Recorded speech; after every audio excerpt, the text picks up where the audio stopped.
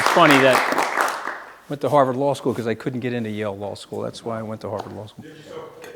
What's that? Right, you think so? Okay, well, no, I didn't get into, I applied to 7 law schools. I got into 6 of them, but not Yale. So this is the closest I can get to Yale, is being able to speak here. So thank you guys for letting me speak. You know, I wasn't going to have any written remarks, but then I decided after listening to all of you, I was going to write a few notes. And so what I'd like to do, if it's okay, I'll talk for maybe 10-ish minutes, and then I'll take any question, and we can talk about anything: sports, religion, politics, relationships, Supreme Court. You have a lot of faith in them. I hope you're right. But the thing I want to start out with is that life is humbling. Markets are humbling, and life is humbling. And when I was 25 years old, I was a very confident 3L at Harvard Law School. And I remember writing down a list of things that I was going to accomplish and things that I was going to do in my life. And I had my life idealized where it was going to go up in a straight line on a 45-degree angle. And every career move that I made was going to be brilliant. And every decision that I made, family-wise, was going to be brilliant. And of course, none of that happened. What ends up happening to you is like what Mike Tyson says: everybody's got a plan until they're punched in the face, and then life starts happening to you. And so I'm going to give you my opinion of things, but I want you to know that it's coming from a very humbled perspective in life. I did get fired from the White House, but prior to that, I was fired from Goldman Sachs. I got rehired into Goldman Sachs, which is a fun story. I can tell that story if people are interested in it.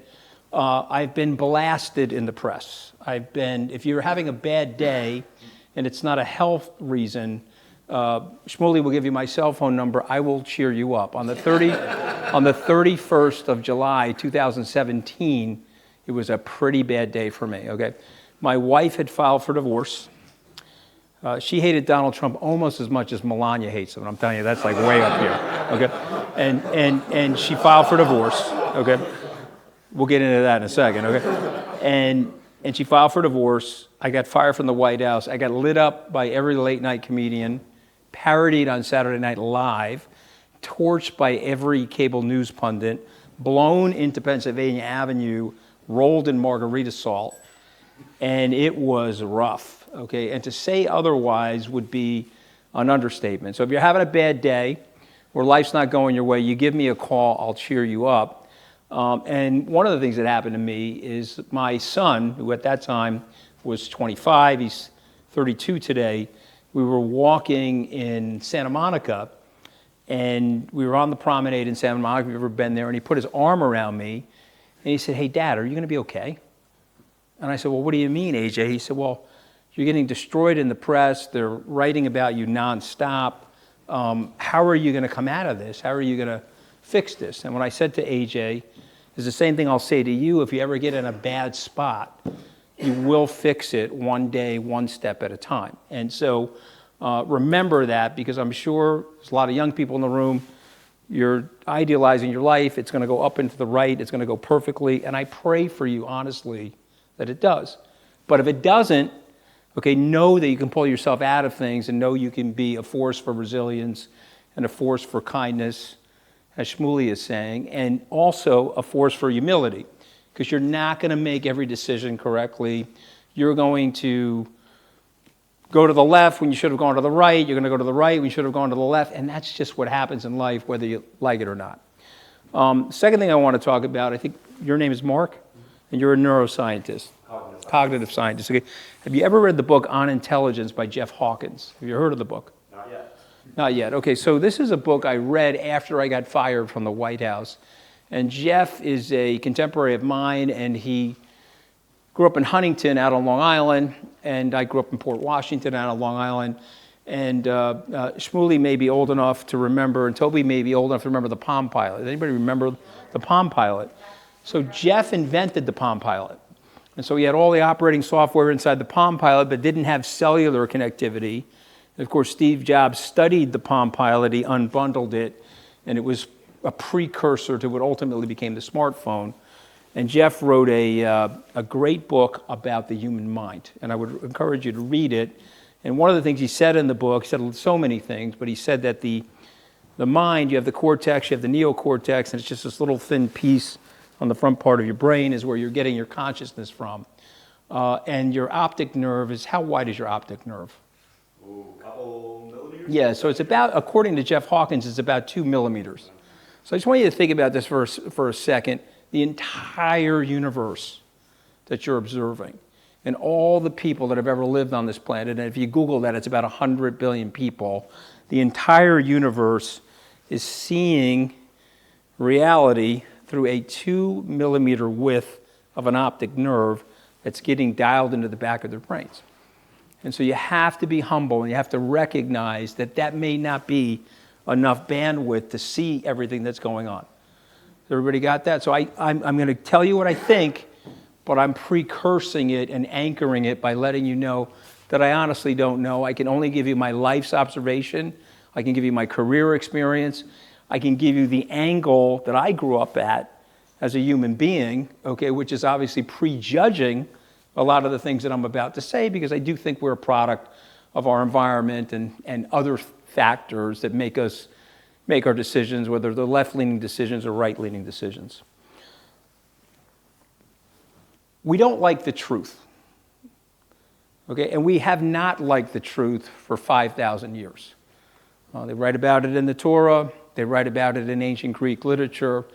And Shmuley and I were talking about Cassandra. And I don't know if people here remember Cassandra, but Cassandra was Priam's daughter. Anybody read the Iliad here? I'm assuming you're undergraduates. You read the Iliad.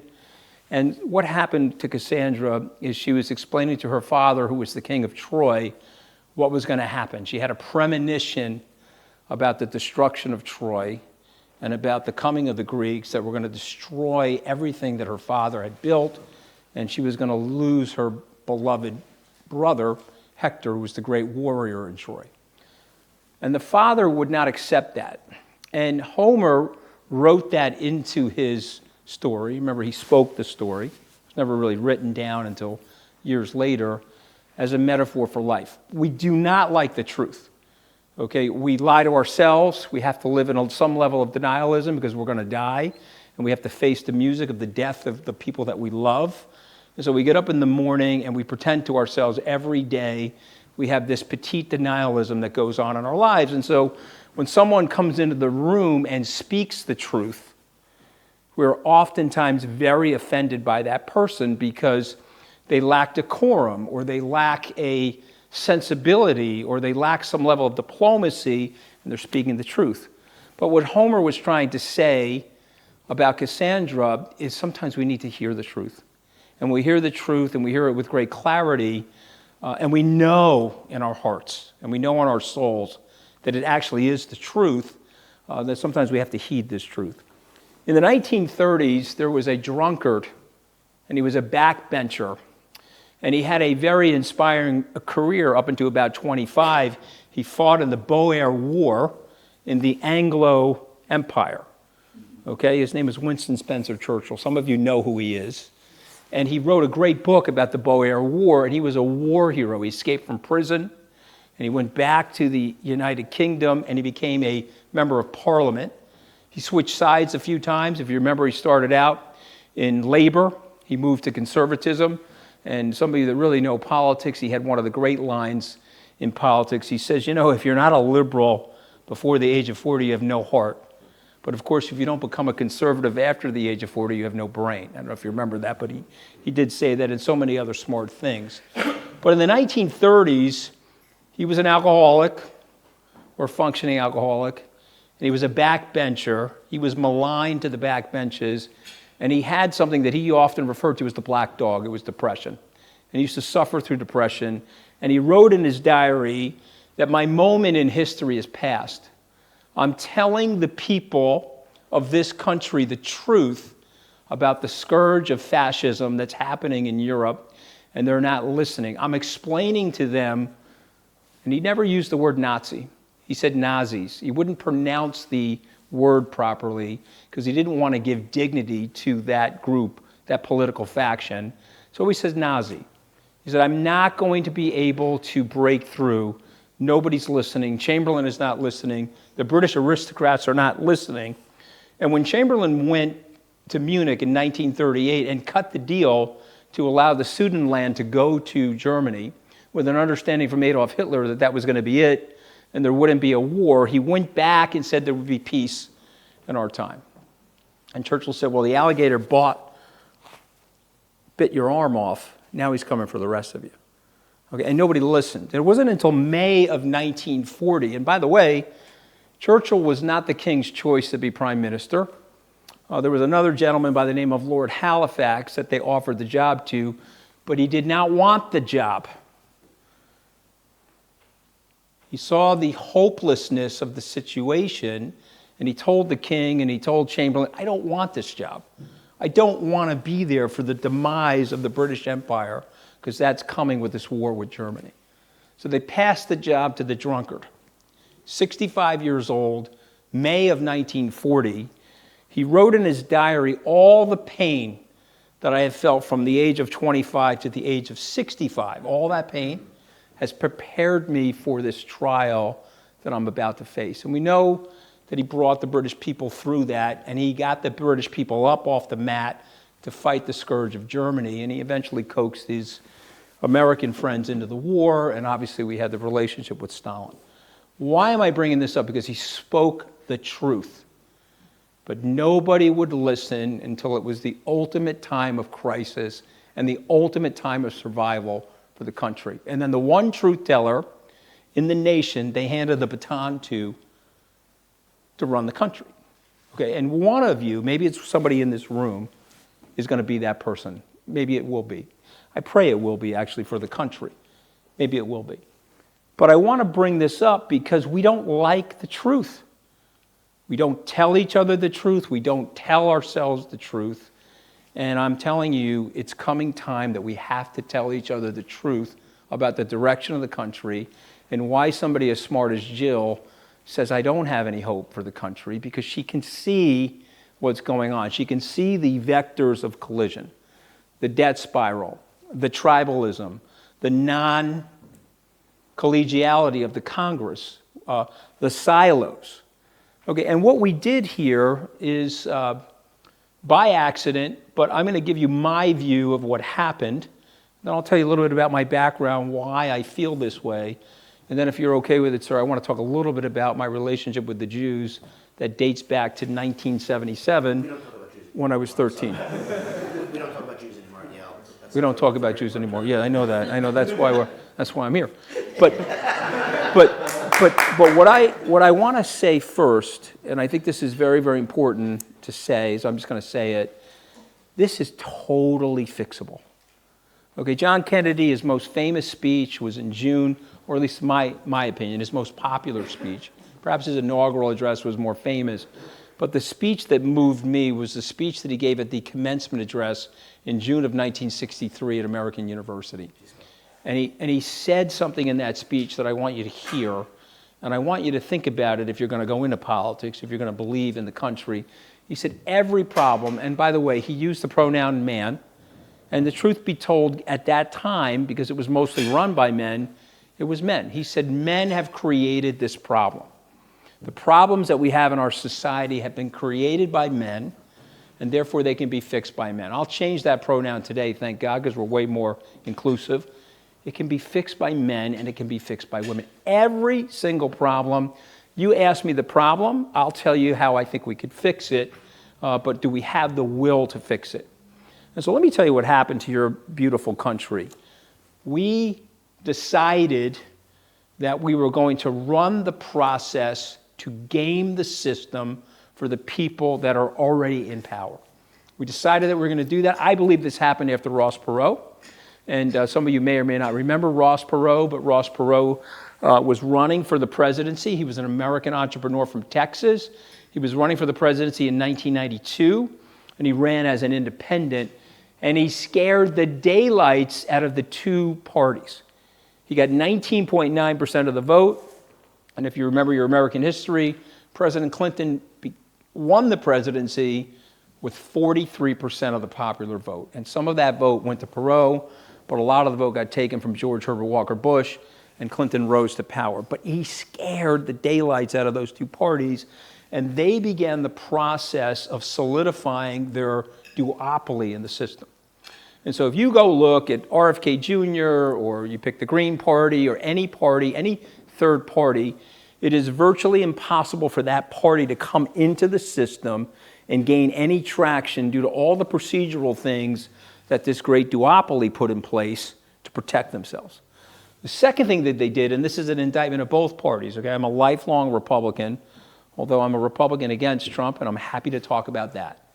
But what they did was they gamed the system through gerrymandering. And since I'm at Yale, everybody knows what gerrymandering is, and they worked the system. And I submit to you rhetorically, are we in a real democracy where the politicians are choosing the voters?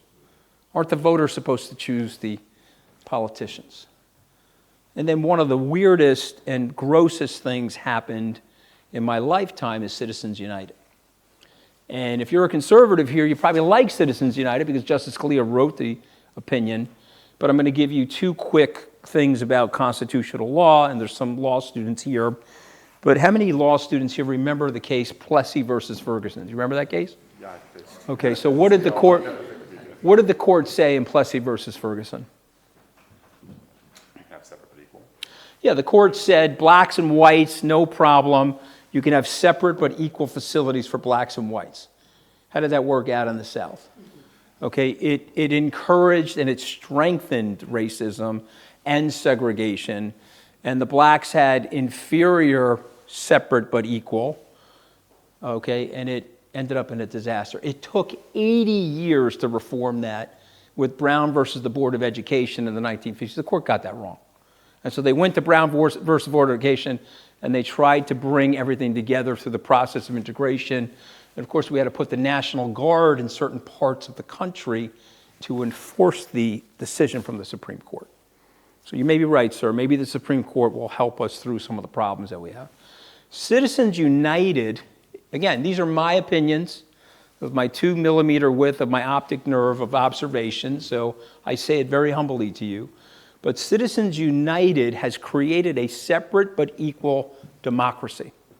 And I don't have charts with me because I didn't really know what I was getting into, but if I had charts with me, unless I had my imaginary charts, I can show you the legislative process by Democrats and Republicans after Citizens United, and it's skewed towards the very rich, and it's skewed towards the corporations, and it's skewed towards big pharma and big food and Boeing.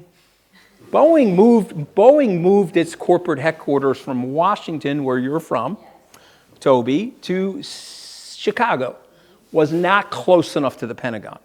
So they moved it again to Virginia, and they're sitting there waiting for the money from the Pentagon, and they foment and push the lobbying.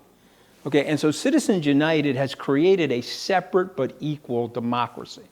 Okay, and if you remember the case, you can spend unlimited amounts of money. That's your First Amendment right to do whatever you want to influence the politics.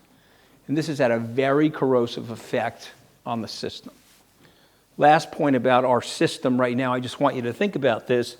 There are 14% of the American people that approve of the Congress. I think Kim Il-jung from North Korea has a higher approval rating in the United States than the Congress. Yet, every single incumbent, you have a 94% reelection rate. So I submit to you, if this was a consumer products company, and 100 consumers, out of 100 consumers, only 14% of them approved of the product, wouldn't they make changes? They would make changes. But these people don't have to make changes because we've created an oligarchic duopoly at the top now, which is creating a great level of cynicism, and it's creating a great level of frustration. So it'll be up to your generation to fix this. I can offer you some solutions, but these are observations of my 60 years on planet Earth. Okay, I want to talk about the Jews, because Shmuley says we don't talk about the Jews here, but I would like to. And since I can talk about whatever I want, we're going to talk about the Jews. When I got fired from the White House, it was probably one of the worst days of my career. Not the worst days of my life. Loved ones die. You face illnesses of your children, things like that. But definitely a bad day professionally. And there was a guy by the name of Sheldon Adelson. Does everybody remember him? Okay, now you may like Sheldon Adelson publicly, or you may not like Sheldon Adelson, But Sheldon Adelson was a friend of mine, and I got along with him. He grew up in Dorchester, Massachusetts, and we had done a lot of things together for Governor Romney. And he called me to cheer me up on August 1st. I got fired on July 31st. And he invited me to speak at the RJC, which is a Republican Jewish Congress or conference. I can't remember the C, the acronym. Committee, Republican Jewish Committee. So I was a luncheon speaker. And I got there, and the place was loaded with politicians. Lindsey Graham was there, Scott Walker, lots of politicians. The Israeli ambassador to the United States was there. The UN ambassador was there. I got to the podium. I read off all the Jewish names. I said, what, there were no Jews available for the luncheon speaker? You got the token goy up here speaking? Lighten up the crowd. And then I said, listen, I'm going to talk to you the way a goy from Long Island, who grew up in a neighborhood next to the Jews, can talk about the Jews. And if I offend you, that's fine. But I'm going to tell you what I learned. Okay, I grew up in a neighborhood where my father was a blue-collar crane operator. He spent 41 years at the same company. He was in Local 986. He was an hourly worker. He got up in the morning at 3:30. The lunch pail went into the refrigerator at 10 o'clock at night. My mother put it there. He got up at 3:30. He was on the job at 4:30 in the morning. He came home at 3:30. He smoked 3 packs of cigarettes. He drank half a bottle of scotch. And if there was a cannoli on the table in a 6-foot perimeter of his body, it entered the body. Okay? He was an old school Italian blue-collar hard ass. And he tortured us as kids. I'm not going to pretend otherwise. Okay? And I lived about 3 blocks from my very close friend, still my best friend, who was a Jewish kid by the name of Todd Magazine. And his mother forbid him from going out to play unless his homework was done. And so in the Italian community, nobody did any homework, and the parents didn't care. They didn't care about the homework. They expected you to do crane, or you're going to put in sheetrock, or you're going to install plumbing. You were not going to do any homework. But I was over at the Jewish house eating Entenmann's, these raspberry twirls, okay, with big boxes of Entenmann's, eating Entenmann's by the yard, doing my homework. Okay, and my grades were soaring. And I was getting really, really good grades. And you know what happens when you get really, really good grades? You start to believe in yourself. You say, oh my God, I can get good grades. I can compete with these people. And I grew up in a fairly affluent town. If you look at the town of Port Washington, it's a peninsula on the north shore of Long Island. And not to give you a geology lesson tonight, but what is Long Island? It's a remnant of the Ice Age. The glacier came down, it mowed down the Catskills, the Adirondacks. When it receded, it left Long Island, Block Island, the elbow of Cape Cod, Nantucket, and Martha's Vineyard. And so you have more granulated sand on Long Island than any part of North America. And in my town, there was a very, very large sand embankment or sand mine. And my father operated that crane, and that mine was open from 1905 to 2000. My father retired in 2000, the year it closed, became a beautiful golf course today. And they shipped that sand by conveyor belt to the cement mix in Long Island City, and they trucked it over the Queensboro Bridge, and 65% of the concrete from 1905 to the year 2000 was made from sand from my hometown. But on the tip of the town, okay, was this very beautiful affluent area known as Sands Point. F. Scott Fitzgerald wrote about it in The Great Gatsby. He called it East Egg. And West Egg was Kings Point. But there were a ton of blue-collar people in that town, landscapers, plumbers. My dad was a crane operator, but we benefited from a very affluent public school system. There was a guy by the name of John Zanetti. He was my guidance counselor. He was Italian from the old village.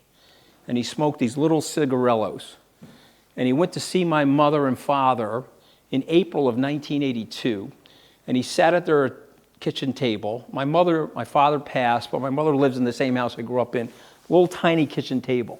He had a cigarillo. They were drinking, 4 million cups of espresso, smoking like chimneys at the table. And he told my father in Italian, please don't send your son to the state school. He's a very smart kid. He got into a school called Tufts. My father thought it was spelled Toughs. He had no clue. He literally had no clue. And John said to my father in Italian, you got to let the kid go to the private school because it will change his life. The state school's fine, but the private school is going to be better. It's going to put him on a different trajectory. And so my father, he didn't know. And he said, okay, no problem. What is the price of the private school? $24,000. Okay, my dad was making $32,000 a year. He said, well, we can't afford it. And John said to my father, don't worry, your son's a hustler, he'll figure it out.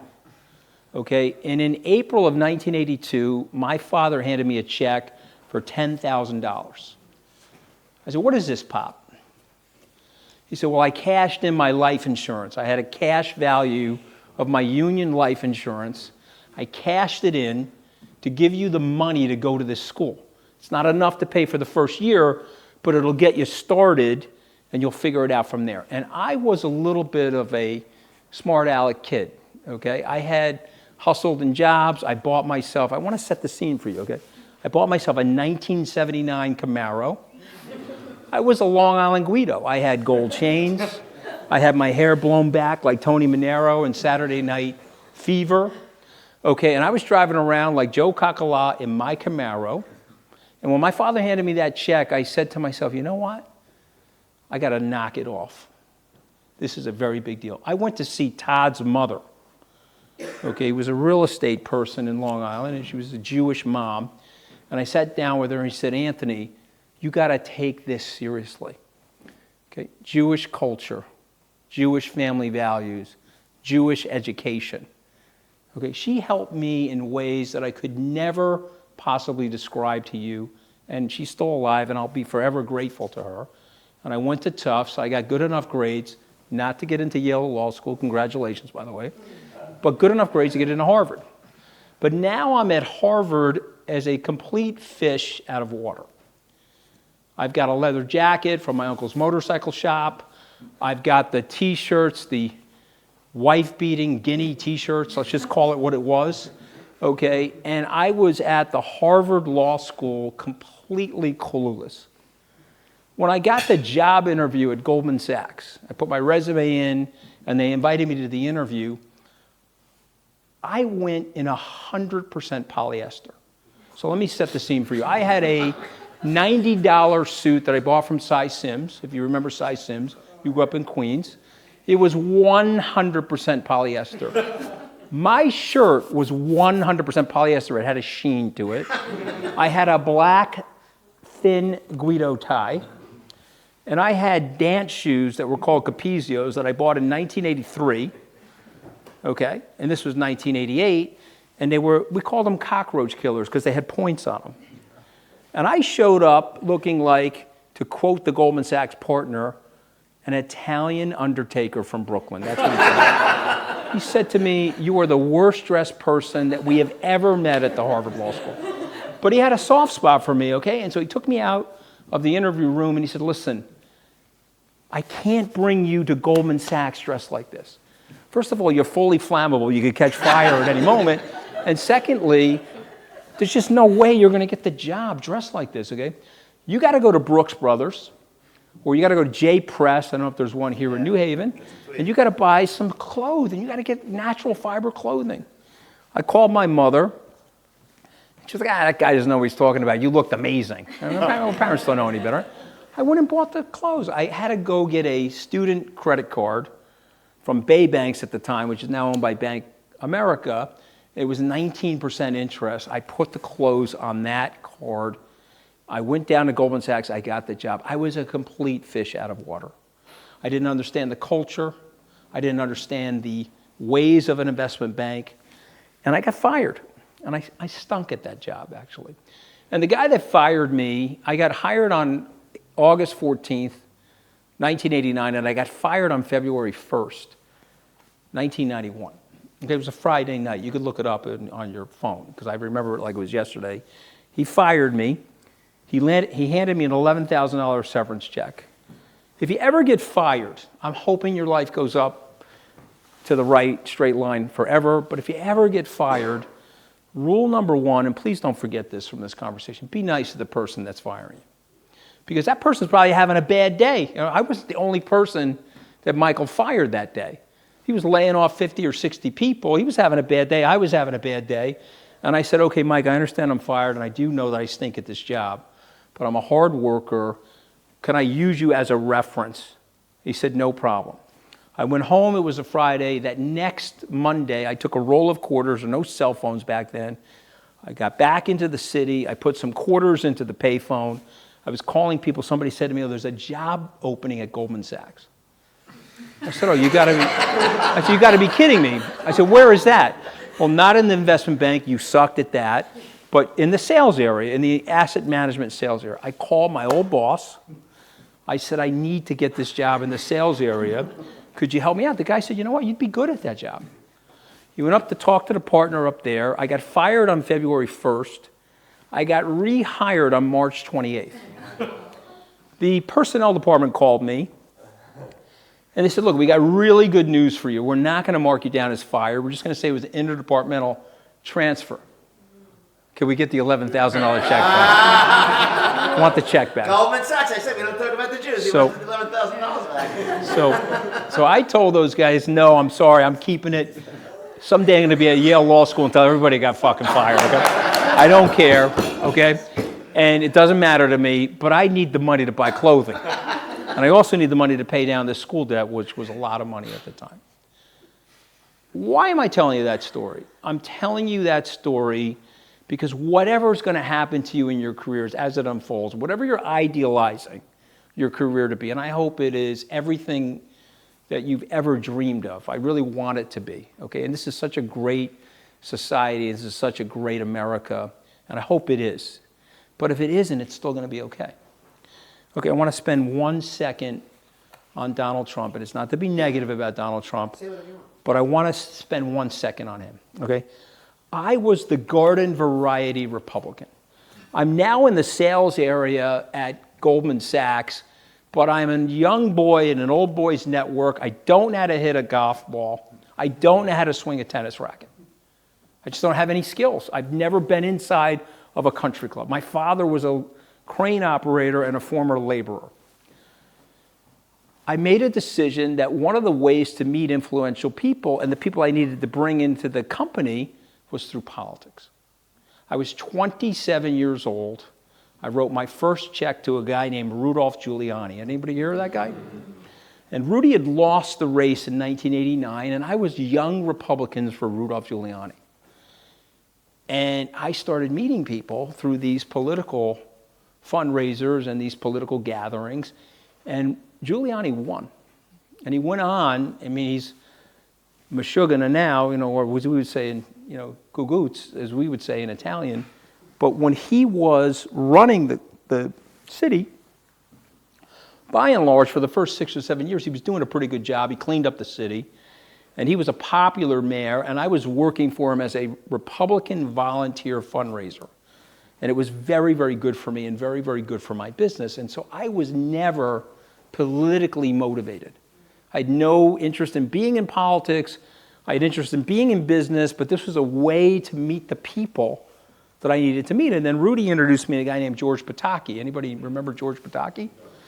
And then Rudy being Rudy, I'm now working for Pataki. He's running for governor against my two friends, Andrew and Chris Cuomo's father, Mario Cuomo. And I grew up with these guys, and I knew them, but I was a Republican. My father, when I had to fill out the selective service, the draft card. They had suspended the draft, but you were still required to do that when you turned 18, and then you could also register to vote. I turned to my pops, Dad, am I a Democrat or a Republican? Oh, no, you're a Republican. Now, only David Axelrod, the old Obama strategist, understood this. When I did his podcast, he said, Anthony, you were a Republican because your dad's union was controlled by Joseph Margiotta, who was the head of the Republican Party in Nassau County. I said 100%. So my dad said, you're a Republican. So I'm a Republican. I didn't know ideology, really. I didn't know. So I was a Republican. So I was working for Republicans. Pataki, okay, I met him through Giuliani. Giuliani doing what Giuliani does, He dropped the endorsement of Pataki and he switched over to Cuomo. We looked at him and like, what the hell are you doing? He says, well, Cuomo's going to win. Pataki's not. I'm the mayor. I got to be close to the governor. Pataki won. Cuomo Sr. Cuomo Sr., Mario Cuomo. Yeah, Mario Cuomo Sr. So Pataki won. Rudy and George Pataki didn't talk for 2 years. Finally, we got them together. A group of us finally got them together and they started talking. But why am I bringing all this up? Because I am an accidental entrant into American politics. Garden variety, moderate, Rockefeller, as you pointed out, Republican. I'm a pro-choice Republican. I live in New York, okay? And I'm a Republican, but I'm a moderate Republican, a Rockefeller Republican. I worked for George Herbert Walker Bush. Believe it or not, I didn't work for John McCain in 2008 because one of my pals from law school was running for president. The guy's name was Barack Obama. Anybody ever heard of the guy? I gave him money. I raised him $60,000. You could go look it up. Because he was running for president. He was a friend of mine. I liked him. He liked me. And I said, when am I ever going to meet somebody that I know personally is going to be running for president?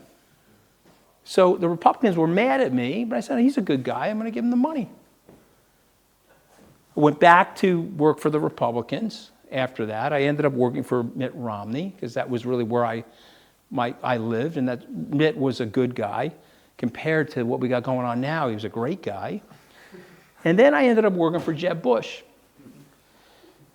Trump called me. I had known Trump. We had gone to charity outings together. I had been to Robin Hood with him. I had been to Yankee games with him and Regis Philbin. Remember Regis? Used to hang out at Yankee games together. Okay? And Trump called me. And he invited me to see him the day after the Apprentice finale. Now, if you go into Trump's office on the 26th floor of Trump Tower, his desk is here. Your chair is down here. So you're looking up at the guy. He's got it designed that way. And he says to me, you know, you're good on TV and you're a Republican, you know. Did you see The Apprentice last night? The ratings were spectacular. Did you see The Apprentice? I said, no, actually, I didn't see it. I don't watch The Apprentice. Oh, you were the only one. We had unbelievable ratings. But I'm running for president now. My television career is over. I'm running for president. I laughed. I said, you're not running for president. I mean, you're just doing this for publicity. He said, no, you're not taking me seriously. I said, listen, you're at 2% in the polls. You were on The Apprentice. I was watching CNN, and they said you're at 2% in the polls. That's because nobody's taking me seriously. When I announce that I'm running for president, I'm going to go right to the top of the polls, and I'm going to stay there till I win. I said, all right. He said, I want you to come work for me. I said, well, I can't come work with you. I'm working for Jeb Bush. I'm a loyal Jeb Bush.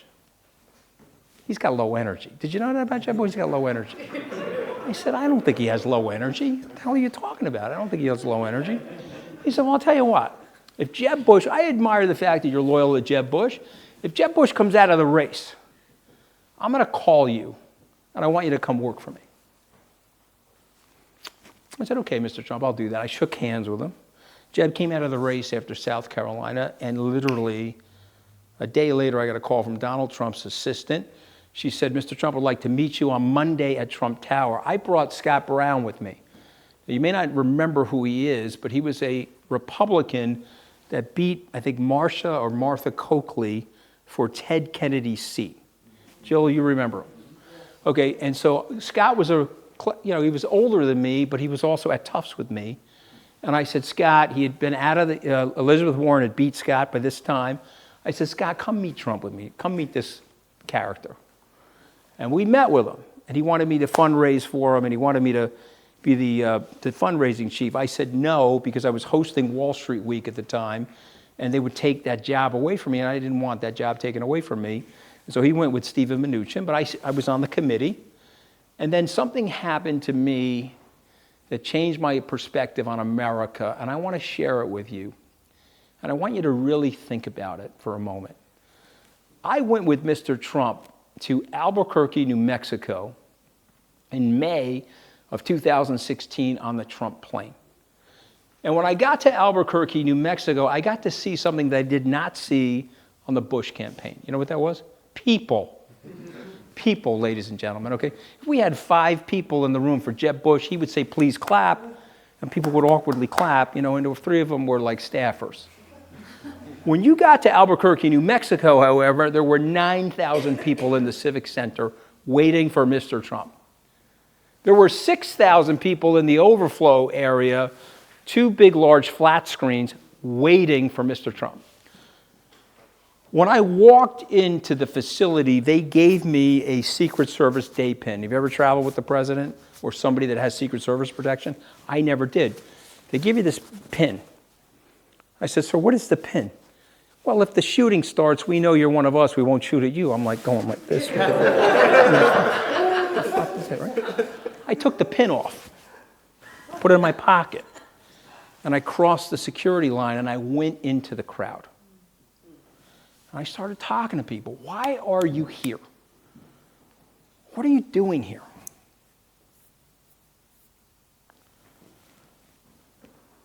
And I started talking to my dad. He said, my dad was born in 1935, but these people were born in 1965, and they were born in 1970. They didn't go to school. They were working as laborers in places, or they were working as factory people, and they were anxious. They wanted to work. They were not lazy. They weren't looking for a government handout. They wanted to work. My dad. All my dad wanted to do was work. He was an aspirational, blue-collar American. He believed in the system. One of his kids is going to live the American dream. And there I was in Albuquerque, New Mexico, talking to my dad. And we took a generation of Americans, and please, you got to listen to me. Okay? We took a generation of Americans from blue-collar, working-class, aspirational Americans, and we turned them into economically desperational Americans in 35 years. And one guy said to me, and I'll give you the composite, he said, Anthony, I lost my job. My father's going to be okay. Okay, they shut the factory down. He was 30 years at the factory. They're giving him a pension. I was 12 years at the factory. I don't have a pension. I'm working for Domino's Pizza and Lowe's, the home improvement company. I got 2 jobs now. And I'm only making about 60% of what I was making at the factory. Oh, you think you're in New Mexico? No. New Mexico, that would be Mexico. See, that's where my job moved to. Now, I brought up Ross Perot. Ross Perot did not want us to sign the North American Free Trade Agreement in the early 1990s. Rightly or wrongly, we signed the agreement and we lost 65,000 factories, were pushed off the shore of the United States, and we humbled and we crushed these people. Now let me tell you something else. You may not like this, and again, this is my opinion, and I say it humbly, but the establishments in these 2 parties ignored these people. Republicans were focused on corporate welfare and tax cuts and regulation, and the Democrats, these people voted for Lyndon Johnson. These people's parents and grandparents, they voted for Jack Kennedy. Their great-grandparents maybe voted for an Al Smith or a Franklin Roosevelt. But they had nowhere to turn because the Democrats moved into this whole culture identity politics. And the Republicans sat in the lane of corporate stuff. And in comes Donald Trump. Now, he saw it, and I'm embarrassed to tell you, I grew up with it, and I missed it. You know why I missed it? Because I got full of myself. I was in the salons of the wealthy. I went to Goldman Sachs. I built a hedge fund. And what happens, you're a neuroscientist or a cognitive scientist, what happens is we get the cognitive biases of the people we hang out with. So if I'm hanging out at Davos, Switzerland, guess who I'm talking to? Pretty wealthy people. You're getting their cognitive biases.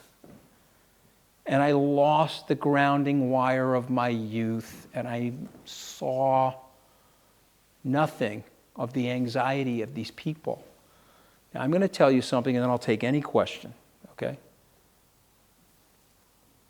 It's worse today. That was 2016. It is worse today in 2024 than it was in 2016. I'm sorry I was so long-winded. I didn't realize it would take me that long to get through all that. Let's take some questions. All right, thank you.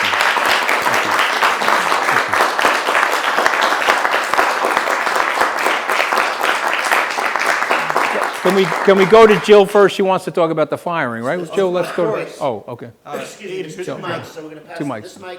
Okay. Yep. Great talk, by the way. I've been to a lot of thank you. these. That one was top tier. But okay. I have to ask. So, what you were talking about with Trump. To me, the last 5 minutes of your speech sounded like one of the most effective Trump campaign ads I've ever heard. You know, you have a left and right wing who've ignored a group of people, and here's somebody who's identified them, cares about them. Why did you move away from Trump? Okay, because it's a great question. Everybody heard the questions. I'm not going to repeat it. Because ultimately, Mr. Trump did not care about them. If you go through the legislative accomplishments from 2017 to 2021, very few to little legislative accomplishments. He did put through the tax cut. He did try to cut down and liquidate elements of the Obamacare, but he didn't do anything really to help those people. Now, he is an avatar for their anger, and he represents them on Twitter or Truth Social, and they like him because the system is broken, and the system in their minds has been very unfair to them. So they don't like Yale. They don't like the political establishment. They don't like the media establishment. They don't like the medical establishment. They don't want to take the vaccine. Okay, they are in the conspiracy lane mostly because they feel that the system has failed them. So bring down the system. Wreck the system. System is no longer working for me and my family. Wreck the system. And Mr. Trump represents that to them. But the problem with that is actually the system can be fixed and the system can be renewed and we can bring those people back into the system. But Mr. Trump doesn't care about those people. I lived it with Mr. Trump. Okay, he could give a you-know-what about those people. And, you know, I said to Shmuley before I got here, I worked with some very, very smart, very successful people. Rex Tillerson, H.R. McMaster, John Kelly, who fired me, by the way, and is a very close personal friend, Mark Esper, Mark Milley, generals, secretaries of state, secretaries of commerce. You pick the people. The vice president of the United States, the number 2 guy that worked for Trump. None of those people are willing to endorse Mr. Trump. And what I don't understand about our current political environment, if this was a car, let's say we all work for the Ford Motor Company, and we said, hey, we work at the Ford Motor Company, and the wheels are coming off the car. And the people that put the car together, the whole thing's going to explode on you. Most consumers say, you know what, we probably don't want that car. But the best thing the Republicans got going for them are the Democrats. So the Democrats are putting up Joe Biden. He's 81 years old. You know, it's weekend at Joe Biden's, and you guys know that. He's got one foot on a banana peel, and he's got another foot on the casket, and he looks terrible. Are we allowed to talk candidly here? He looks terrible. He looks like half his body is filled with embalming fluid, and he looks terrible, okay? You see, we're now in the Cassandra mode of the conversation. I'm going to talk to you very truthfully. It's uncomfortable, but he does look like that. And so there's a very large group of people say, oh my God, we don't want him. He looks terrible. If Joe Biden was 15 years younger, there'd be no contest here. By the way, to your question, your name is Henry. Henry, let me tell you something. Okay, Joe Biden has done more for those people than Donald Trump. He's got an onshoring bill that he passed. He's got an infrastructure bill that he passed. He's got a CHIPS bill where he's funding and putting foundries together. If Donald Trump was going up against a guy that looked like Gavin Newsom with Joe Biden's legislative accomplishments, he'd be knocking him into next week.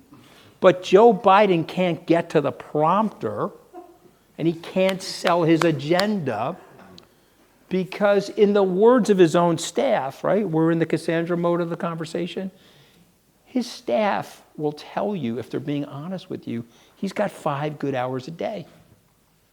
He's 81 years old, and they've got to manage him for 5 good hours a day. That's a 19-hour-a-day job, guys. Is Maybe it 5? longer. Is he getting 5? Do you know that he's getting 5 hours a day? Meaning he's cognitively aware. But is that, we know that it's 5 hours? Yeah, I believe so. And I've talked to him. I went to several fundraisers. He is not demented or all the nonsense that's being said on the radical right and all that nonsense. He's not. He's still together. He's still with it. But he's 81 years old. And at 81, that's too old for that job. Does everybody understand that? That is too old. 78 is not a good age either. These are two ass clowns, okay, that are baby boomers and, non-baby boomers. The one guy's born in 43 or whatever it is. They shouldn't be running for president. But these are nihilists. These are selfish people. They want to put their own personal power in front of serving the American people. So we got these two choices. And Mr. Trump does not care about these people, by the way, and he's incredibly transactional, and he's very intellectually incurious. He won't read the briefs. He makes decisions that are absolutely crazy. He called a meeting in the Situation Room to discuss the bombing of Tehran. He wanted to nuke Tehran. If you don't believe me, ask Bob Woodward or ask Rex Tillerson. Okay? And the people in the room, in the Situation Room, looked around and said, what do you mean you want to nuke Tehran? There's 4.5 million people there, and many of them are innocent. Maybe we don't like the Islamic Republic of Iran. And obviously we don't like them, and I'm happy to talk about them because I know a lot about them. But we can't nuke Tehran. Okay, this is why Tillerson came out of the room and called him expletive idiot. And then several cabinet members said, we got to probably think about the 25th Amendment here. Okay, he's a very, very dangerous guy. Okay, and I'm not saying that because I got fired. Remember something. I got fired. I made a decision politically to stay loyal to Mr. Trump. You mentioned the Bill Maher show. Okay, and I've been on the show many times. And I got fired in July of 2017. I was on the Bill Maher show 2018. I was defending Mr. Trump. There was a woman on the show. Her name was Catherine Rampert, maybe. She's a journalist from the Washington Post. She turned to me and said, you're defending Donald Trump. I said, yes, I am. I'm a lifelong Republican, blah, blah. She said, well, what about the squad? Anybody know who the squad is? These are 4 women that are in the Congress. 3 of them are African American. Mr. Trump said in the summer of 2019 that these women should go back to the countries they originally came from. So Catherine said to me, well, what do you think of that? And I said to her, I don't like that. I think that's American nativism. Okay, that happened in the 1920s. So my grandmother, she was an Italian immigrant. There were signs in the windows in Brooklyn, no Italians need apply. And the American nativists told my grandmother to go back to the country she originally came from. And that is an age-old trope in America.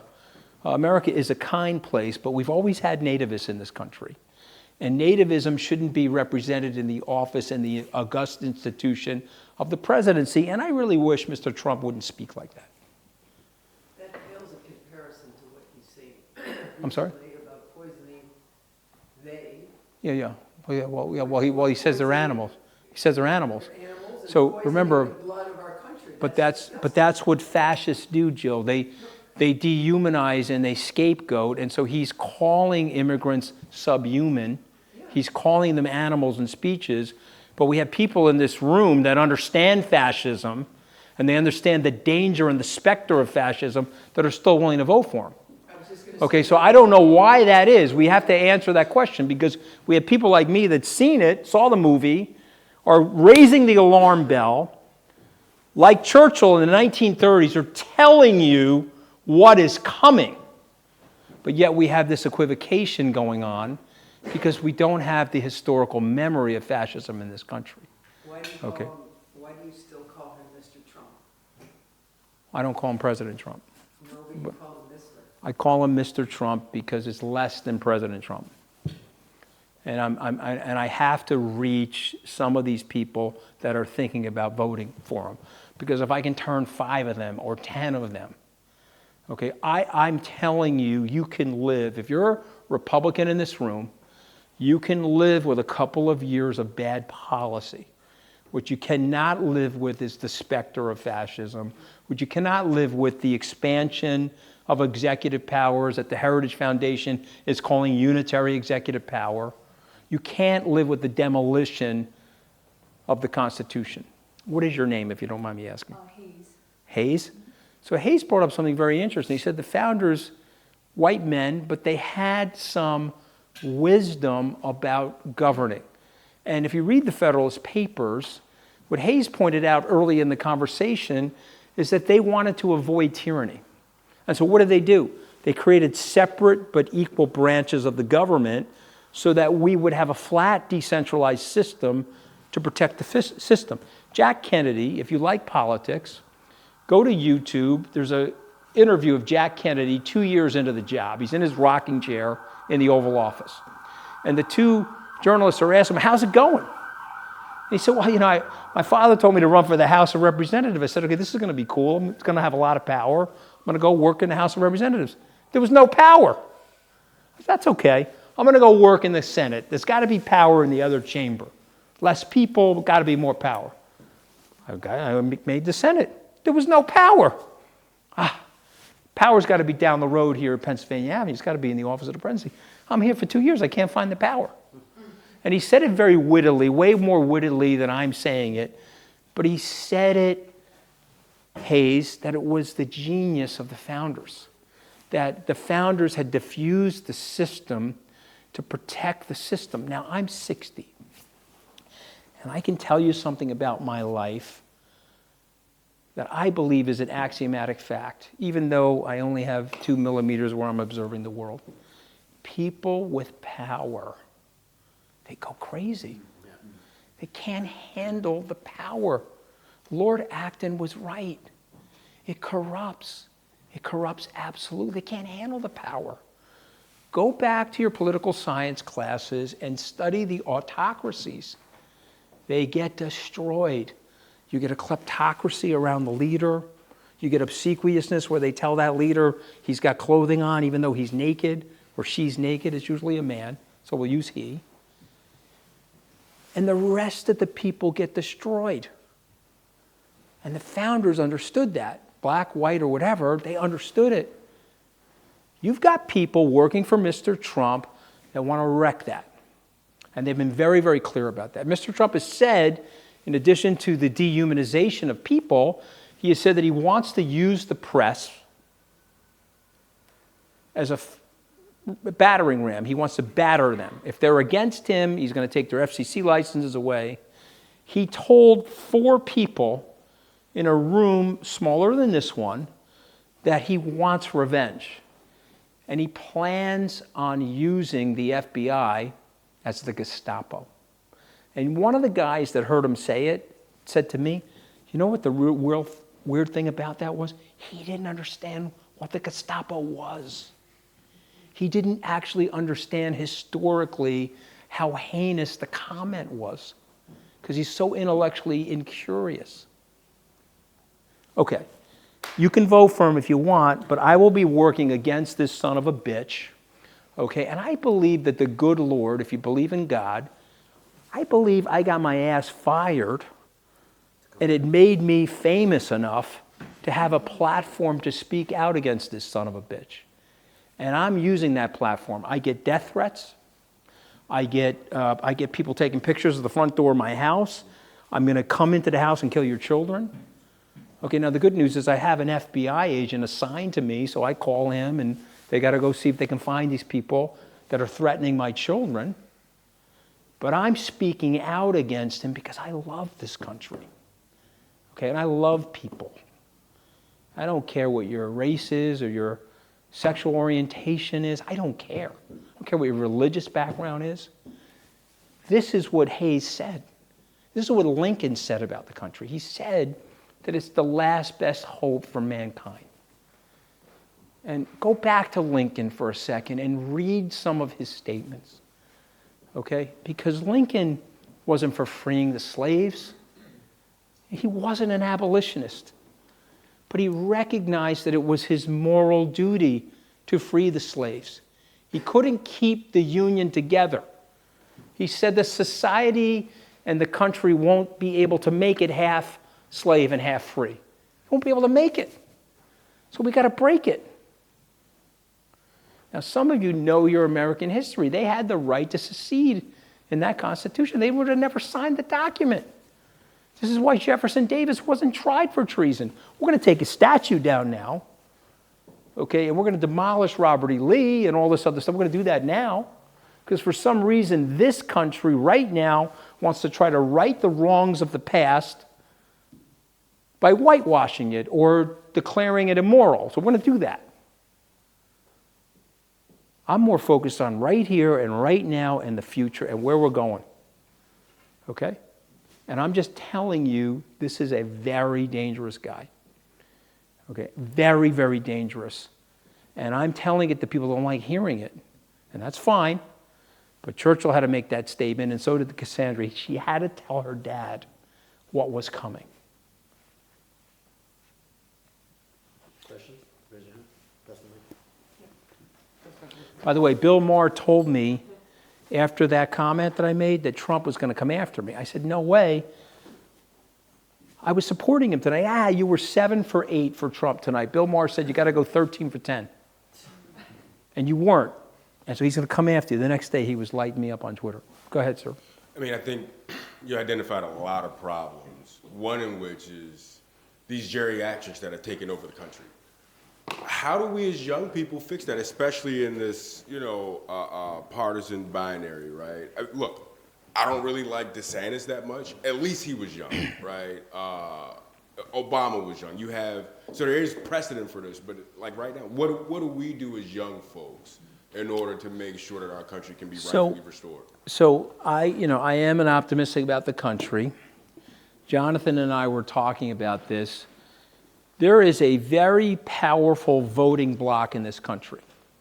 It's 144 million people. They vote the exact same way in every single election. It's the non-voter. They don't show up to vote. They're registered to vote. They got their driver's license. They registered to vote. They have checked out of the system. What's your first name? Kevin. Kevin, if we get 50% of the vote in terms of voter participation, we call it a heroic, historic voter participation. In Australia, you have mandatory voting. You got to pay a fine if you don't vote. I'm not saying the American people are up for that or not, but as a young person, Kevin, I would think like an entrepreneur. There is a market of people that are no longer voting. They've disaffected from the system. A very good marketing executive, a very good entrepreneur can go to those people and explain what's going on and bring them back into the system. Now, Barack Obama did some of that. Okay, Barack Obama was going up against the Clinton Democratic establishment. At that time, there were 30 Democratic governors. They all endorsed Senator Hillary Clinton. And Obama was running, and the Clintons said, okay, that's fine. He'll be a good HUD secretary. Let him run. But Obama didn't think like that. He said, okay, I got to go out and create a whole new market of people away from the current establishment. So when Nikki Haley came to see me, she said, well, what do you think I should do? I said, well, you got to create a new market. If you go and say, Trump sucks to MAGA people, they're going to laugh at you. Chris Christie, Trump sucks to MAGA. Trump sucks. They're going to laugh at you. Because Trump's right. He can shoot on Fifth Avenue and kill people. They're going to still be with him. But she didn't do that. She listened to her political consultants, and she got knocked out of the race. But as a young person, the opportunity is, hey, you want to fix this country? Think like an entrepreneur. Entrepreneurs think 0 to 1. They turn something that's nothing into something. And this is a country where the impossible happens. And so you got to think like an entrepreneur. You got to dig in and say, there's 144 million people not voting, and they feel exactly like I do about the geriatrics running the country. What can I present to them from a product point of view that will get them in the pool? And by the way, you only need 10 million of those people. You'll scare the daylights out of these geriatrics. You got a question? Oh, yes. So you mentioned Nikki Haley. We talked about Ron DeSantis, Donald Trump. what do you see as the future of the Republican Party at this point? I mean, you've Well, got... I want the Republican Party to die. Okay? I want it burnt to the ground. Okay? And it doesn't exist anymore. It's been taken over by Trump. Okay? And there are Democrats in this room that remember a Reagan or a Bush, and they're like, okay, maybe I didn't like them at the time, but they loved the country. You have to at least admit, they may have not had the policies right from your point of view, but they cared about the country. These are nihilists running the Republican Party, and they're all spineless. Okay? Kevin McCarthy could have put Trump right through the ropes on the 7th of January. He knew that Trump fomented that insurrection because he was on the phone with Mark Meadows. And by the way, the chief witness for the Department of Justice is a white, religious Christian who ran the Freedom Caucus, the most conservative wing of the House of Representatives. He's the chief witness for the Department of Justice against Donald Trump. He's got him on tape, fomenting the insurrection and saying, I don't give a shit about the Constitution. Figure out a way to keep me in power. Okay, McCarthy knew that. And McCarthy lacerated Trump on the 7th of January, and then he went all wobbly and got his jelly, because he's jellyfish. And then he flew down to Mar-a-Lago, Mr. Obsequiousness, and he blew the opportunity to knock Trump into next week. We could have impeached him. That would have been it for Trump. And then you would have had younger Republicans running right now. You wouldn't be in the problem that you're in. But they have no will. They have no courage. But I want that party to die because that party doesn't represent America anymore. It represents a small faction of America. It's a nativist party. The white supremacists live in that party. Did you know that? They do live in that party. Okay? And if you believe in that, then okay, go with that party. I don't believe in that. Okay? And the Whig Party had to die. It died in 1856. And a group of people, somebody said they were here from Wisconsin. You're from Wisconsin? Or somebody's from Wisconsin. What part of Wisconsin are you from? I'm from Wisconsin, about an hour from Madison. Okay, and the Republican Party started in Wisconsin, right? You know that. And so they said, we got to start a new party. It's got to be an anti-slavery party because the Whigs aren't getting it. And we're starting this new party, we're going to call it the Republicans. And it happened in Wisconsin. And the first Republican elected was Abraham Lincoln. That party's got to die. The same way the Whigs died. Okay, that party has to be resurrected and renewed as a center-right party. And when I said to Jonathan, smart people in this room make that party about right or wrong, not left or right. Make that a data-dependent party on policy. And how are we going to solve the deficit? How are we going to fix the infrastructure? Because everybody's coming at things from the hard left or the hard right. Make it the party of right or wrong. And pull those 144 million people into the party.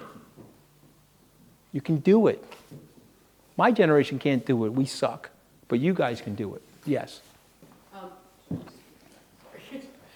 Thank you so much. Honestly, I'm a liberal Democrat, and I was very skeptical coming to this dinner, and I respect a lot of the things that you said, and I'm very... We may not agree on everything, but I love the country. Yeah. And if you love the country, we're going to reach an agreement. We're going to get to a compromise. Yeah, anyway, so I wanted to preface with that because I think that for the sake of, discourse, that's kind of thing like that's important to say.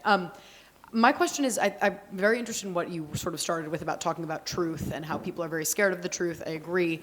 But I think that, obviously you spent a long time working for someone who spent a long time corroding the truth, though he runs a social media platform that pretends it is the truth. I'm wondering what you see as the path forward to restoring the truth. Yeah. I think that obviously if it's something people are intimidated by, but it's also something that we have to be defending, how do you square those things and how do you make the truth accessible and not intimidating? So it's a really, really good question. And I'm going to tell you that I don't have the answer. And I'm not going to lie to you and make something up. I'm just going to make some observations. What I did, and many of my fellow Republicans did, is we equivocated on Donald Trump. Okay, so here's the first step, and this is how a frog gets boiled, okay? You're over here, Trump is lying. He's saying things about Mexicans that are racist, and he's saying weird stuff. Okay, but he's the Republican and you're a Republican and Hillary's not a Republican. Okay, let me get closer. Okay, Trump just said lie number 500. Okay, no problem. We're still going to get the right judges and the right regulation, and you keep moving and you keep moving in the spirit of equivocation, and now you're boiled. The frog's boiled. You see what happened? That happened to me. That's not a good thing that happened to me. It doesn't reflect well on me that I allowed that to happen to me. But it happened to me. And that's what he does. He moves the goalposts on you. Okay, he moves the goalpost. Wait a minute, I didn't win that election? Okay, let me come up with a big lie, and let me see if I can figure out a way to stay in power. And he was very unorganized. But he's going to be more organized now. He's got people with him that are organized. I know the people running that campaign. They are sharp, and they want what he wants. So I don't know how we get back to the truth. Trump told 500 lies in the first 100 days, according to the Washington Post. He told 30,453 lies in the 4 years that he was president. So when you're telling lies like that, you immunize the people that you're telling the lies to. You also have something going on in the country, and Stephen Brill wrote about this. He's got a new book coming out called The Death of the Truth. So we're in silos now. And so we have our talking points and we have our silos and we do certain things to each other, right? So there was a March 31st was quote unquote transgender day. So the right converted that and said, well, that was done purposefully today on Easter Sunday to go after the Christians. But March 31st has been Transgender Day since 2009. It just happened to fall on Easter this year. You see what they did? And the left does it too, though. They will twist the story, and then the right will say, oh, you see, they're twisting a story. So I don't know how you fix that. I'm not sure how you fix that, but I do know the right political leadership can help push it in the right direction. I do know that. God, but I don't know if the country's ready for it. Churchill said to the people that these are bad, bad people. They're not just coming for the Sudetenland and part of the old Austria-Hungary Empire. They're coming for everything. They're bad, bad people. He was telling the truth. Nobody was ready for it. So you have to tell me if the people are ready for the truth. If they're ready for the truth, a leader will rise that will help the people fix it. But I don't know the specific answer because I don't think there is one. Thank you. Yeah, I'm good. I'm good. Yes, sir. Thank you all. Sorry. Thank you all much for coming. I'm Scaramucci. Just want to send a weird personal note. My lifelong best friend is this big Italian kid named John Marcucci, and so we call him Cooch. So I really love your nickname. Yeah, I felt I don't know. It's another reason I'm here, but definitely helped a little bit. All right. I I like my nickname too, even though it's a little bit of a bajard. Oh yeah. Yep. So I want to ask a question about humor, and you talk a lot about humility, and to me, like those two things are kind of inseparable. Some of the most humble, just like the greatest people I know, have a great sense of humor. And even like kind of growing up, I grew up in kind of like my dad's side of the family is like large, kind of lower middle class Irish Catholic.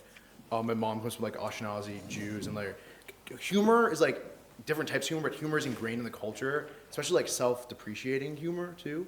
And like you're a super funny guy, and I really enjoyed kind of the humor that you brought this evening. And so I was curious if you had thought a little bit about humor, comedy, kind of your own sense of humor, and how you kind of engage with people, about your love of people. If there's any way in which you think that you can bring humor to like politics.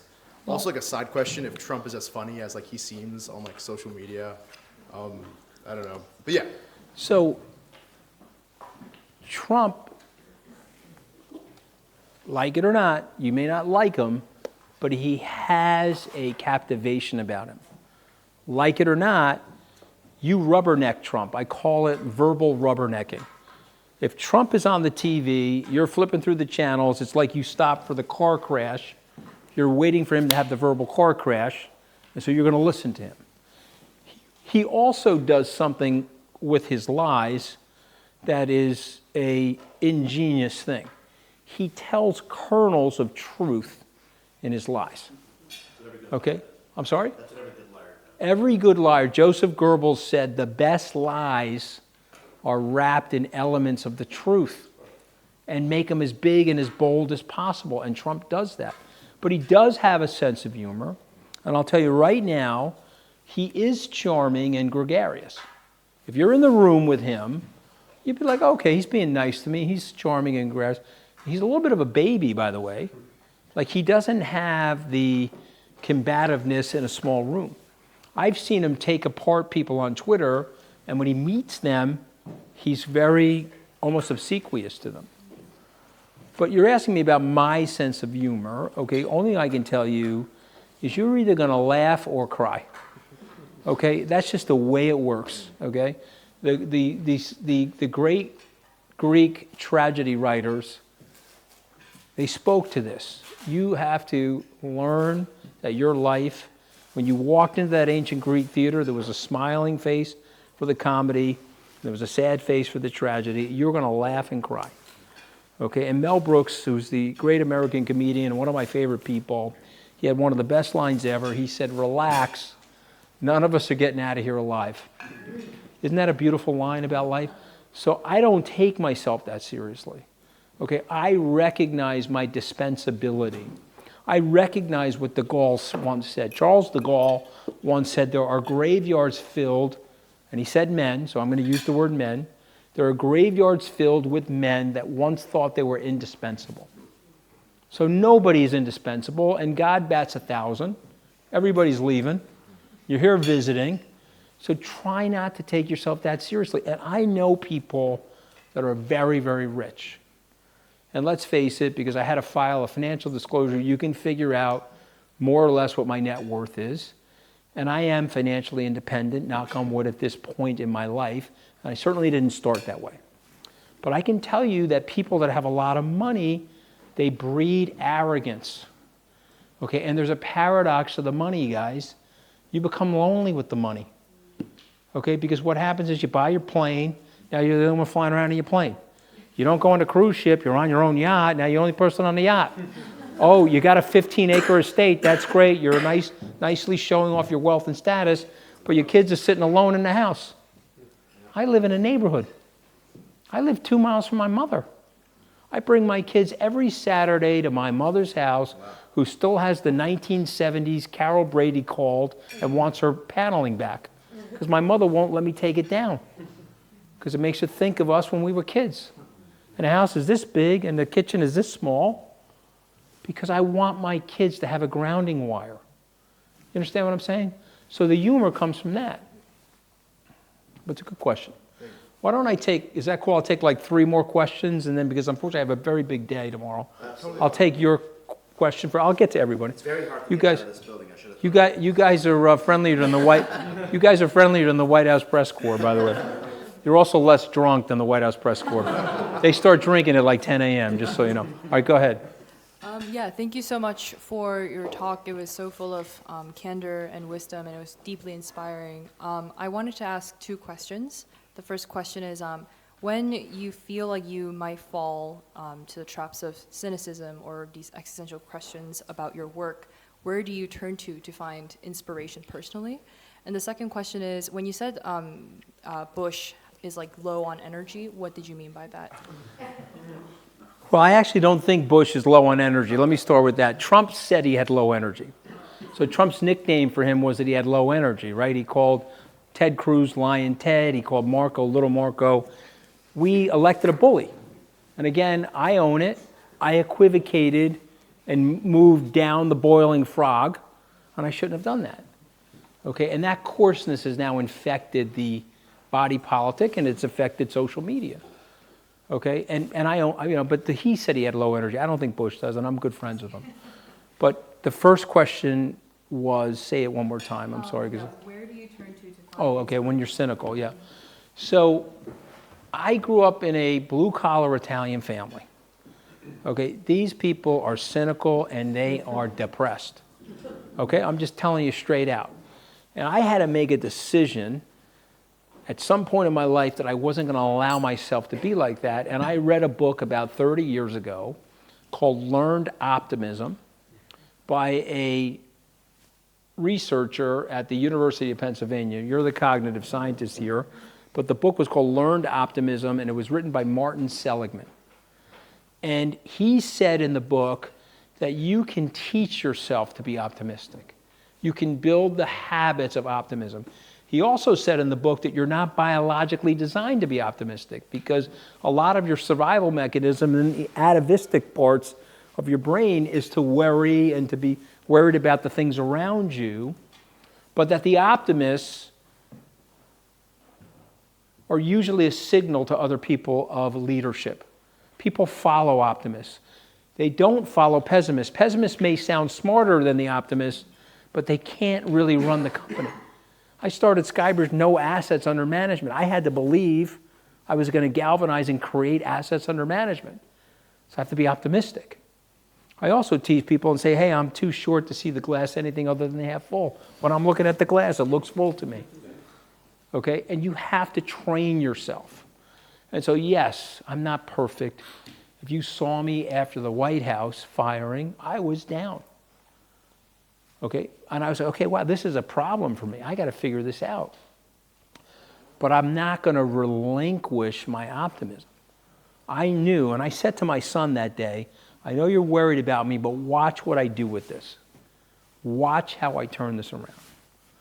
Okay, and so I wrote a book about it, by the way, and if you send me an email, and Shmuley has my email, or I think, Ryan, you have my email, just send my email to everybody. Thank you.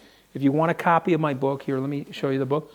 I wrote a book about it, and Governor Schwarzenegger is a good friend of mine. I asked him to read it, and he was like, this is exactly how you have to think when you're getting your ass kicked. Okay, and so I wrote a book about it, and I'll send you a copy. But you've got to get yourself in the frame of mind that you live in America, you won the lottery, you can do things. You can make your life better. It's still an aspirational society. Okay, I'll take these questions over here. Yes, sir. Final questions. Who else? Right. Gabe? Any other questions on this Not side? asked a question yet that wants to? Okay, Oh, you're okay. fine. All right, go ahead, sir. Thank you for speaking with us. I'm wondering if you could elaborate a little bit on Melania Trump's love That's a good way to end the night. and maybe other members Should we of turn the family. camera off for this one? Listen, I mean, she hates the guy in a way that you don't fully understand because he's a bad guy, okay? And the whole Stormy Daniels thing was a disaster, but even before that, she didn't want to go to the White House, and they told a story that they were waiting in New York because the kid had to finish school, which was the big lie before the election lie. These are narcissists. They don't give a shit about that kid. She was holding him up for the $25 million that she was promised to go down to the White House. She didn't even live in the White House. Okay, real people that are close to them know that she lived in Maryland, and she would take the secret car underneath the White House to show up at certain events. If you watch her body language, and you watch what she did to Trump at her mom's funeral, she pushed him out of the car. Okay, she's got no bid for the guy. Okay, no bid for the guy. I finally found one person that hates him as much as Melania, and that's General Milley. That motherfucker hates Trump, man. I'm just telling you. Hates him. There was a question over there. Yeah. Wait, come take the mic. No. Yeah. A lot. Yeah. Thank you so much, Anthony. So you're mostly addressing, I think, the Republicans and the reality of their nominee. But I think that what we need to, I guess maybe you have thoughts about, it's really hard to convince somebody who, to see what you're seeing, right? You have a lot of, I guess, private intel and real-time experience. And today, if we're talking about the fallacy of the Republican Party, but there's a lot of issues in the Democratic Party. It's just really so people who are so it's not enough to say we got to take down the Republican Party. You have to give somebody something. You have to. How do I myself, let's say, have conversations with people that I know? I have a lot of concerns as well.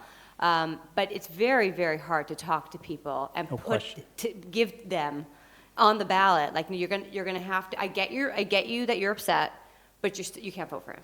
So that's really, really hard. It's not necessarily, it could be, for a lot of people, it's an emotional response to what they're seeing in this country right now. There's a lot of things going on that people do not agree with.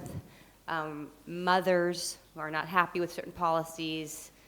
You know, we're talking about real people just like the people in New Mexico, okay? Who feel, Yeah. but they're maybe not, you know, your dad, Yeah. but they're parents. I There's think and it's no one's the- addressing, and that we're talking about the future here. So it's we can take down the party in a certain way and realign us to a center right, and but you know, that's not helpful right now, I don't think, for this upcoming election, for people who are dead So- set against I the think other you're option, making. unless they put like, you know, you down, you know what I'm saying, on the ballot line. I mean, what are we saying? I think you're making brilliant points, and I think I did say this, that the best thing that the Republicans have going for them are the Democrats. You're putting up an 81-year-old elderly man. You may like Kamala Harris, but I'm talking about her objectively. She hasn't won over the public. She got 1% of the vote during the primary, and she hasn't proven herself to be an effective or effectual number two. Now, you could disagree with me, but I'm just giving you my view with my 2-millimeter optic nerve, okay? So that's my view. So that is a big reason why Trump is, if the election's held today, he wins the election, okay? But the election's not held today, and Dukakis was up 30, at one point he's up 20, and he lost to George Herbert Walker Bush, and these elections usually narrow in the end, and we have very, very close election. I can't make the argument that what's going on in the country I like. I'm a lifelong Republican, so I don't like a lot of the things that are happening in the country.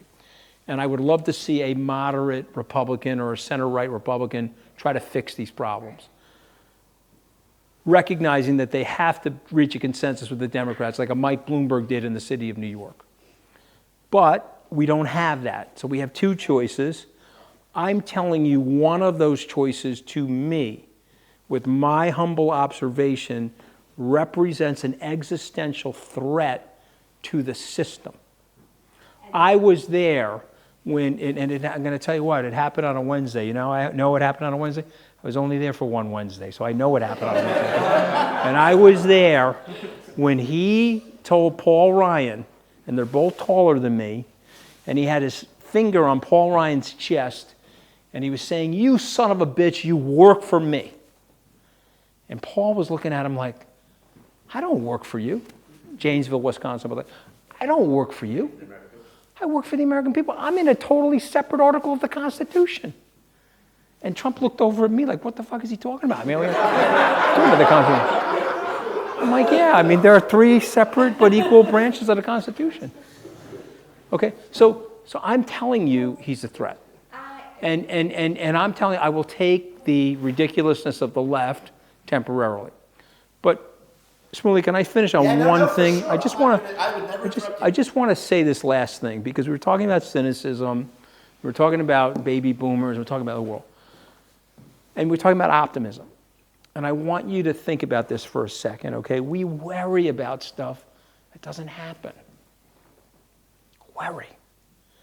In the 1840s and the 1850s, Thomas Malthus made a fortune on writing about the apocalypse of famine. Thomas Malthus said, we're going to run out of food. Population's growing exponentially. We can't grow the food fast enough.